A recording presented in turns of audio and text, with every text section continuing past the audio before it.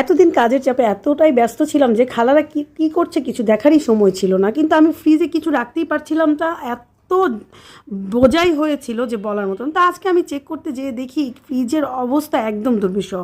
বিকালের খালার দায়িত্বে ছিল ফ্রিজটা মুছার, সে ফার্নিচার মুছে এবং ঘরটর গুছায়, কিন্তু সে আমার ফ্রিজটা একদমই মুছেনি, শুধু বলেছে আপু মুছে দিয়েছি উপর দিয়েই করেছে। তো আজকে আমার অনেক রাগ হয়েছে, জিনিস রাখতে গিয়ে পারছিলাম না, তখন সব বের করে আমি নিজেই পরিষ্কারে নেমে গিয়েছি। কিছু করার নেই, কারণ তাদের আশায় থাকলে আসলে কিছুই হবে না।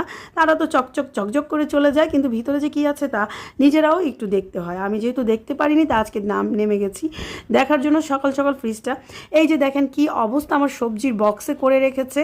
সে একটুও ভিতরে পরিষ্কার করেনি, উপর দিয়ে পরিষ্কার করে চলে যেত আর মিথ্যে কথা বলতো যে আমি করে দিয়েছি।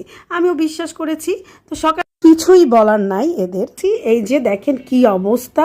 এখন দেখেন লাস্ট লুক, আমি পরিষ্কার করার পর জিনিসটা কত সুন্দর হয়ে গেছে আর কত জায়গা হয়েছে ফ্রিজে, আরও অনেক কিছু রাখা যাবে। আল্লাহ হাফেজ, সবাই ভালো থাকবেন, সুস্থ থাকবেন।